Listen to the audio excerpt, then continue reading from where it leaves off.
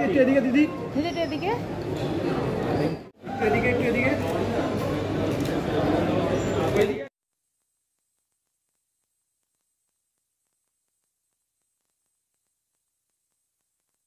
কারো জিজ্ঞাসা থাকলে জিজ্ঞেস করে নাও কিছু। দাদা এই ক্যামেরাতে আগে পড়ো মেদিনী। জয়দা ভীষণ সুন্দরী একজন মহিলা, একজন সুন্দর মনের মানুষ, অত্যন্ত গুণী অভিনেত্রী। কাজে হয় নানান ক্ষেত্রে জয়াকে লোকের পাওয়ার কারণ আছে। এমনি শিল্পী এত বেশি গুণী হলে বাকি কয়েকটা এমনিতেই ভয় পায়। তবে সেটা অডিয়েন্সের কাছে চিন্তার কারণ না, কারণ অডিয়েন্স জয়া আহসানকে খুব ভালোবাসে। সৌকর্য অত্যন্ত থটফুল ডিরেক্টর। ছবিটা ভালো হবে আশা করছি মেকিংয়ের দিক থেকে, এবং অভিনেত্রী হিসেবে অভিনয়েও যে দারুণ দেখতে পাবো সেই বিষয়ে আমি আশাবাদী। এইটাতে একটা জয়াদিকে তো তোমরা দেখেছো, জয়াদিকে দেখে কেউ কখনো ভয় পেতে পারে?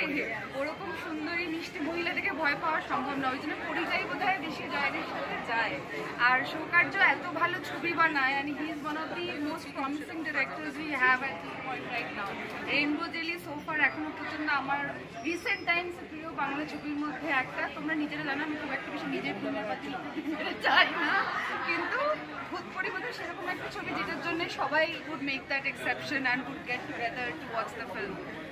আসলে ভূতপরি নিয়ে আমি এখন এই জন্য কিছু বলতে পারবো না, তার কারণ ভূতপরি নিয়ে আমি ইন্টারেস্টেড ছিলাম বলে আমি লাস্ট 2-3 দিন ধরে ভূতপরির ওপর যা ইন্টারভিউ ইত্যাদি যা বেরিয়েছে আমি সব দেখে ফেলেছি, পড়ে ফেলেছি। কাজে আমি মোটামুটি এখন জানি যে ভূত আর পরির কী সিগনিফিকেন্স সিনেমাতে, সেটা নিয়ে আমার বেশি না বলাই উচিত, কারণ বাকিরা সবাই দেখবেন। কিন্তু আমার আর কনফিউশনটা নেই, আমি জয়াদির প্রচুর ইন্টারভিউ দেখে মোটামুটি ভূত আর পরির পজিশনিংটা বুঝে গেছি।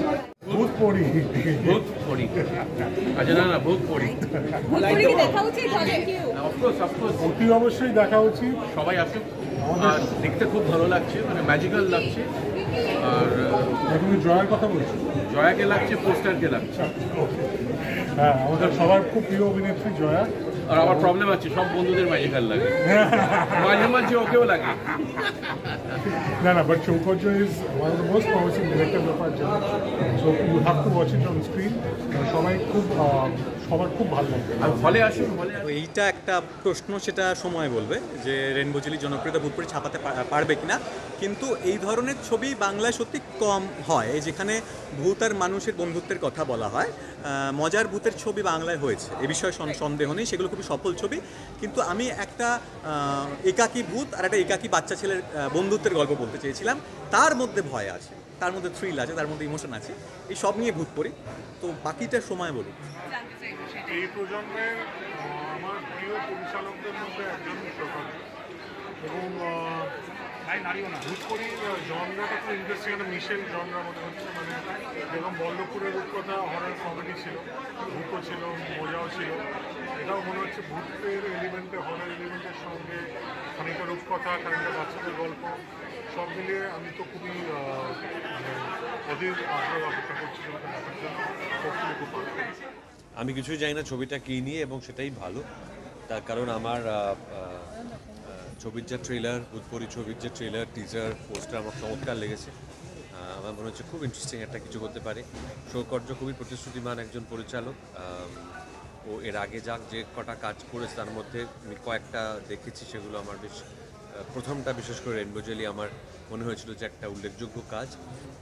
সেই জন্য ভূতপরির মতো একটা ফ্যান্টাসি স্পেসে যখন ও কাজ করছে, যেটা আমার নিজেরও ব্যক্তিগতভাবে ভীষণভাবে প্রিয় এই স্পেসটা, আমি এই স্পেসে নিজেও কাজ করে থাকি, সেজন্য আমি দেখতে এসেছি যে ও এই জগৎটাকে, এই যে জগৎটা আমাদের ধরাছোঁয়ার একটু বাইরে থাকে হয়তো, সেই জগৎটাকে ও কীভাবে ধরার চেষ্টা করেছে সেটা দেখার যে ইচ্ছে, সেই ইচ্ছে থেকে আমি আজকে এখানে এসেছি।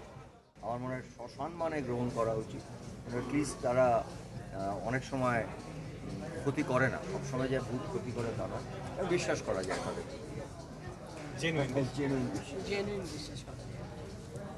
হ্যাঁ, মানে এত সুন্দরী ভূত হলে তো আমি জানি না কী হবে। মানে এত সুন্দরী ভূত ডিরেক্টর সিলেক্ট করেছে। আমি ট্রেলারটা দেখে খুব ইন্টারেস্টিং লেগেছে, খুব মজার লেগেছে, এবং একটা বাচ্চাও আছে। আমার ছবিটা দেখা হয়নি, আমি বুঝতেই পারছিলাম যে এটা বাচ্চার একটা বড় ভূমিকা আছে এখানে। সো এবং বাচ্চাদের সঙ্গে ভূত ভীষণভাবে কানেক্ট করে। আর তারপরে সেই বাচ্চাটার জায়গায় যদি আমিও থাকতাম, এই ভূতকে কানেক্ট করতাম, নো ডাউট অ্যাবাউট ইট।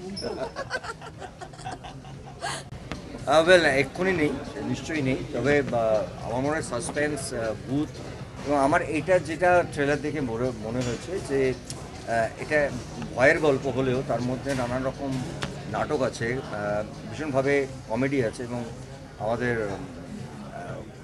খুবই আমার প্রিয় একজন অভিনেতা আছেন, তার কাজের সম্পর্ক বলতে হয় আমার ট্রেলারে, তাকেও খুব ভালো লেগেছে। সেটা আমাদের ঋত্বিকবাবু আছেন, বাচ্চা আছে, এবং ইটস জাস্ট নট এ ভূতের গল্প কি ভয় দেখানোর জন্য ভূতপরি করা হয়েছে এর পেছনে। এবং আমার যেটা মনে হয় it's a very family film, সবাই দেখার ছবি, এবং আমার ধারণা যে এটা মানুষের মুখে মুখে ছড়াবে এবং মানুষজন দেখবেন এই ছবি। আর সবাই পছন্দ করছেন, সকলে দেখতে এসেছেন আজকে, আমার ভীষণ ভালো লাগছে, কিন্তু আমি পুরোটা দেখে উঠতে পারিনি, সেজন্য একটু মন খারাপ হচ্ছে। খুব তাড়াতাড়ি আমি আরেকবার দেখে নেব। বাংলাদেশ আমার একটা ছবি রিলিজ করেছে পেয়ারা সুবাস, আমার মনে হয় সেটিও খুব ভালো চলছে, সেই খবরই আমি জানি। আমি সকলকে বলবো যে আপনারা যারা বড় পর্দার ছবি দেখতে ভালোবাসেন তারা প্লিজ ভূতপরিটা দেখে নিন তাড়াতাড়ি করে।